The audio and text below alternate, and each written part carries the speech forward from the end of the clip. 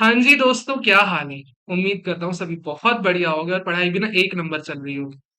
कुछ दिन पहले ना मैंने एक सेशन किया, डाउट सेशन डीटी का। उसके अलावा भी कुछ लोगों से बात की। नियरली 100 लोगों से बात करने के बाद ना मुझे एक पैटर्न मिला कि 90% लोगों को ना कुछ दिक्कतें जा रही डीटी में, वो भी सिमिलर चीजों में दिक्कतें जा रही। कौन-कौन सी हैं? सीधे लाइन से लिस्ट डाउन करूँगा, उनका सॉल्यूशन बताऊँगा। इस वीडियो को आखिरी तक देखना। ये ना अल्टीमेट गाइडेंस होने वाला है तुम्हारे मे 24 एग्ज़ाम्स के लिए। इसको अगर तुमने फॉलो किया ना, हो सकता है 5 से 10 नंबर का फ़र्क पड़ जाए। इसलिए ध्यान से इसको आखिरी तक सुनना। सबसे पहली दिक्कत, सर एनआर टैक्सेशन की ना रेट्स याद नहीं हो रही। एनआर टैक्सेशन में कब इंटरेस्ट पे रेट कितना लगता है, कब बॉन्ड पे कितना लगता है, कब लोन पे कितना लगता है, सर याद नहीं हो रहा। तो इसके लिए दो चीजें हैं तुम्हारे पास। पहला ना, तुमको ये चीज माननी पड़ेगी कि एनआर टैक्सेशन में तुम्हारे पास लिमिटेड सेट ऑफ क्वेश्चन और लिमिटेड क्वेश्चन ही बार बार पूछे जाते हैं। तुमको बहुत कम ही नए क्वेश्चन मिलेंगे, तो फोकस मोर ऑन क्वेश्चंस पे फोकस अच्छे से करना है। बाकी चैप्टर का जो पोर्शन है, रेसिडेंशियल स्टेटस हो गया, पोयम हो गया, एग्जेम्प्ट इनकम हो गई, deem to accrue arise in India, ये सब तुमको अच्छे से करके जाना है। एंड जो टैक्स रेट्स का पार्ट है ना, तुम्हारे लिए 5 मिनट में पूरी टैक्स रेट्स पढ़ाई हुई है, पूरी की पूरी भूला सीरीज में। उसको एक बार सुन लो, दो बार सुन लो, 10 मिनट के अंदर ना उसको रिकॉल करने की कोशिश करो, उतने में तुम्हारी पूरी टैक्स रेट्स हो जाएगी।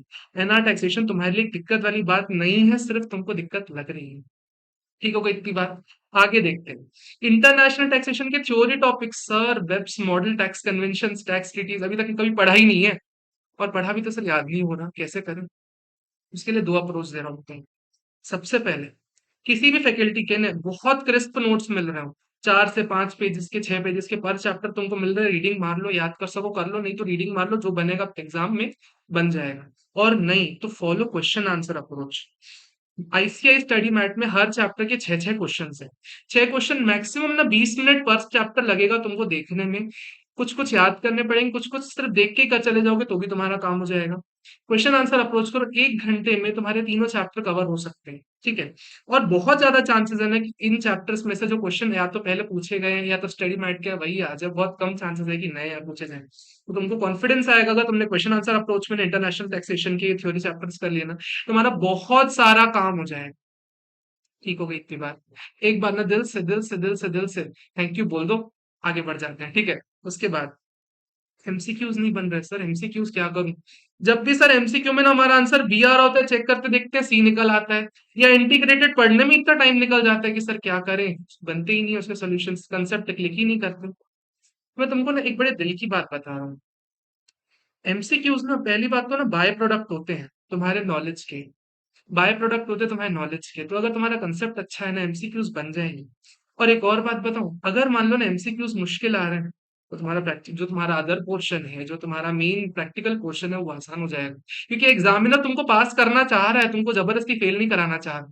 तो फोकस ऑन, अगर मुश्किल है तो प्रैक्टिकल आसान हो जाएगा, और अगर प्रैक्टिकल मुश्किल है तो एमसीक्यू आसान हो जाएगा। कुछ ना कुछ तो तुम्हारे फेवर में होगा ही होगा।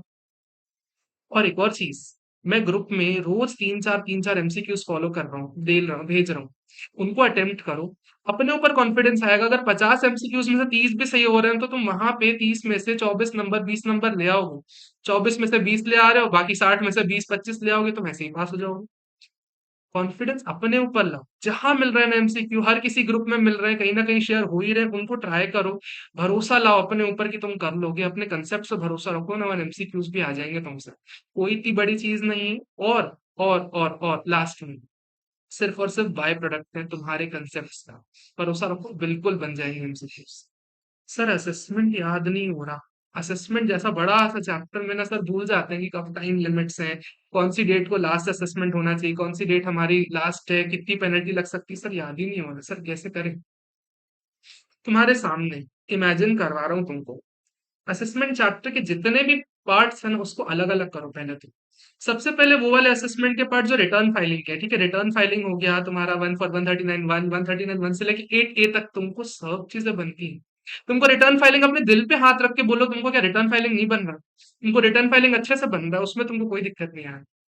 तुमको दिक्कत उसमें भी नहीं आ रही, असेसमेंट के प्रोसीजर में कब 148 का नोटिस भेजना होता है, कब 143 में क्या होता है, तुमको सब बन रहा है वो। तुमको पता है कब नहीं बन रहा, क्या चीजें नहीं बन रही है? सर अगर टीपीओ को अगर हमने भेज दिया और 1 साल के लिए असेसमेंट बढ़ गया, तो हमारे पास कब तक लास्ट डेट हो गया असेसमेंट क्लियर करने की? तुमको सिर्फ यही नहीं बन रहा। या तुमको ये नहीं बन रहा कि अगर किसी के यहाँ सर्च चली गई और उसके यहाँ पे हम उसके बाद 148 का नोटिस भेजा, तो कब तक कंप्लीट कर सकते हैं? यानी ऑल इन ऑल असेसमेंट में तुमको दिक्कत नहीं है। तुमको दिक्कत है सिर्फ और सिर्फ डेट्स में। तुमको सिर्फ फोकस डेट्स पे करना है। और डेट्स पे फोकस कैसे करोगे ना, मैं बताऊं, सिर्फ और सिर्फ 1 से 1.5 घंटा निकालो। मैं कहता हूँ 25 से 26 तारीख को कोई भी एक दिन भगवान के नाम पे बैठो, असेसमेंट में सिर्फ और सिर्फ डेट्स जितनी मिले ना उसको गो थ्रू करो। उसको गो थ्रू करना है, जहां जहां तुमको मिल डेट्स लिखते चलो, लिखते चलो, लिखते चलो डेट्स। नहीं लिख रहे, मैं लिख के दे दूंगा तुमको असेसमेंट की डेट्स, डोंट वरी, लेकिन अपना लिखोगे तुम्हारा फायदा हो जाएगा। असेसमेंट की डेट्स लिखो, एग्जाम के 1 घंटा पहले उसको देख के चले जाना, ठीक है, वो तुम्हारा चिट पेज होगा, उसको देख के चले जाना। बहुत ज्यादा चांसेस है तुमसे वो बन जाएगा। इसके अलावा ना मेरे अकॉर्डिंग अभी एज ऑफ नाउ कोई और बेहतर तरीका नहीं है। तुमको कोई बेहतर तरीका हो कमेंट सेक्शन में लिख के बताना। लेकिन इस तरीके को अगर तुम फॉलो करते हो ना तो जरूर तुमको असेसमेंट में फायदा हो जाएगा, तुमको असेसमेंट में याद हो जाएगा। ठीक हो गई इतनी बात। आगे, सर पहला पहला क्वेश्चन हमारा पीजीबीपी 14 नंबर का श्योर शॉट आता है, उसके बाद भी ना सर गलतियां हो रही है। पीजीपीपी को सर कितना ही दिमाग लगा लो, कोई ना गलती हो ही जा रही, कोई ना कोई ऐसी चीज रह ही जा रही पीजीपीपी में ना, जो हमसे या तो नहीं पढ़ के गए या पढ़ के गए लेकिन वहां सिली मिस्टेक हो जा रही है। सर कैसे करें? इसलिए ना एक बहुत पेसिमिस्टिक बात करने जा रहा हूँ, ठीक है, बहुत पेसिमिस्टिक बात। At this point of time ना, at this point of time तुम पीजीपी में 14 एक्सपेक्ट करो ही मत। है सर 14 एक्सपेक्ट नहीं कर, हमारे तो मार्क्स का नुकसान हो रहा है, तो इजी टॉपिक है सर, कैसे 14 एक्सपेक्ट नहीं करें हम? बोलो मानो इस चीज को। सारे चैप्टर्स एक तरफ, पीजीपीपी एक तरफ, क्योंकि पीजीपीपी में ना इतनी इंटरलिंकेजेस होती है कि तुम्हारी सिली मिस्टेक और कितनी मेहनत कर लो ना, 14 में से 7 और 8 ही आएंगे तुम्हारे, उससे ज्यादा नहीं आने। और ऐसा भी नहीं कहीं और अप्लाई होना है, गिन के पहला ही क्वेश्चन है तुम्हारा, मैंडेटरी क्वेश्चन है, और तुमको पता है एडजस्टमेंट्स ही है इसमें सिर्फ। तुमको पूरे चैप्टर पढ़ने में मेहनत करनी ही नहीं है। तुमको सिर्फ सेट ऑफ एडजस्टमेंट्स की जो शीट जो तुम टेलीग्राम पे ढूंढ रहे हो ना, तुमको टेलीग्राम पे जो ढूंढ रहे हो ना शीट, सिर्फ उसी शीट को पढ़ के जाना है अच्छे से। जितने एडजस्टमेंट बन रहे हैं करके आने, जितना तुमको टैक्स रेट टैक्स कैलकुलेट करके आ रहे हो करके आना है, ठीक है। तुमको एम ही 7 से 8 मार्क्स का करना है, एटमोस्ट 10 मार्क्स का। तुम 14 मार्क्स का एम करने जाओगे ना, तुम्हारे बाकी टॉपिक्स नुकसान में चले जाएंगे। तुमको पीजीपीपी को ना भले गलतियां हो रही, कोई दिक्कत नहीं, जाने दो, लेकिन इतना ध्यान रखना है कि तुमको चीजें भूल नहीं रही है। गलतियां चलेंगी, तुमको तुमको चीजें बस याद आनी चाहिए। एडजस्टमेंट की शीट को फॉलो करो, उस एडजस्टमेंट की शीट को तुम जैसे ही एग्जाम में रिकॉल करोगे तुमको रिकॉल सब हो जाएगा। ऐसा लगभग सभी स्टूडेंट्स करके आते हैं, ठीक है, और ये प्रूवन रिकॉर्ड है, ये चीज बहुत अच्छे से काम कर रही है। तो पीजीपीपी में दिक्कत भी तुमको हो जाएगी, ठीक है। ठीक हो गई इतनी बात। सर पिछले अटेम्प्ट तक ना अपने पास इलेक्टिव सब्जेक्ट था जिसका आधा दिन ना हम देते थे डीटी को, और अब ना अपने पास सिर्फ और सिर्फ 1.5 डे है। उसमें भी हम ऑडिट का पेपर देख के आएंगे, उसके बाद सिर्फ डीटी पढ़ना है अपने को, सिर्फ 1.5 दिन है, कैसे सर कंप्लीट होगा? उसके लिए ना तुमसे ना मेरे को एक वादा चाहिए। एक बार ना अपने दिल पे हाथ रख के बोलो, सर मैं वादा करने को तैयार हूँ। सर जब मैं एएफएम का पेपर देख के आऊंगा ना, एएफएम का पेपर देख के आऊंगा ना, एएफएम का पेपर देख के आऊंगा ना, मेरे पास 3 दिन होंगे ऑडिट के लिए। एएफएम वाले दिन ना सर मैं ऑडिट नहीं उठाऊंगा सर, मेरे को उस दिन ना ट्रांसफर प्राइसिंग कंप्लीट करना है, मेरे को पीजीबीपी कंप्लीट करना है, मुझे कैपिटल गेन के नॉन रेगुलर टॉपिक्स कंप्लीट करने हैं, ये 3 चैप्टर सर मेरे को कंप्लीट करने ही करने हैं, मुझे वादा चाहिए आपसे। अगर ये चैप्टर आप कर पाए ना तो ही आप 1.5 डे में कंप्लीट कर पाओगे, अदरवाइज 1.5 डे में कंप्लीट नहीं कर पाओगे। इसका डिटेल्ड प्लानर मैं तुम्हारे सामने 1-2 दिन में शेयर करूंगा, कैसे 1.5 डे में कितने दिन कितनी देर के लिए किस टॉपिक को पढ़ना है। लेकिन इतना वादा करो एएफएम वाले दिन ना तुम ऑडिट नहीं उठाओगे, एएफएम वाले के दिन तुम ये 3 टॉपिक्स पढ़ोगे। सीजी में नॉन कैपिटल गेन में non regular topics, non regular topics कौन कौन से है तुम्हारे? स्लम सेल, 45 4, टैक्स रेट्स, या फिर यूलिप्स। इन 4 के अलावा जितने भी टॉपिक्स है ना वो नॉन रेगुलर टॉपिक्स है। इन टॉपिक्स को तुम एएफएम वाले पेपर करने के बाद तुम दो देखोगे, ऑडिट नहीं उठाओगे। जितना कर पा रहे हो उसको करो, ठीक है। कितना तुमने कर लिया ना तो तुम्हारा काम हो जाएगा। और जिस दिन तुम ऑडिट देख के आओगे ना, उस दिन आने के बाद ट्रस्ट उठाओगे, डिडक्शंस वगैरह, नॉन रेसिडेंट टैक्सेशन, उस दिन बड़े बड़े ए कैटेगरी वाले टॉपिक्स उठाओगे। और एग्जाम वाले दिन ना तुम क्या अप्रोच फॉलो करोगे? तुम छोटे छोटे स्मॉलर टॉपिक्स, थ्योरी टॉपिक, जैसे डीआरसी हो गया, अपील्स हो गया, गार हो गया, वेब्स मॉडल टैक्स कन्वेंशन, और तुम एलएमआर देखोगे। अगर एलएमआर नहीं बना है, तुम मेरी भूला सीरीज पे फॉलो कर सकते हो, उसमें भी तुमको बहुत हेल्प हो जाएगी। कैसे 1.5 डे को कितनी देर देके क्या अप्रोच करना है, उस सबका डिटेल प्लानर मैं तुम्हारे सामने लेके आऊंगा। अभी इतना भरोसा करो कि 1.5 डे मैनेजेबल है, क्योंकि तुमको 3.5 दिन मिल रहे हैं ऑडिट के लिए, तो तुम आधा दिन तो डीटी के लिए निकाल ही सकते हो यार, पूरा ग्रुप 2 बचाएगा तुम्हारा डीटी। तो तुम उतना निकालोगे, इतना वादा तुम मेरे से कर रहे हो, ठीक है, इतना मेरे को पक्का प्रॉमिस चाहिए, पिंकी प्रॉमिस चाहिए, ठीक है। सर अब ना अगर नए क्वेश्चन आ गए सर, उसका क्या करेंगे? सर डर लग रहा है, कॉन्फिडेंस नहीं आ रहा है, क्या करें सर, डर लग रहा है डीटी में। ग्रुप 2 का एक ही सब्जेक्ट जो तुमको परेशान करता है ना वो है डीटी।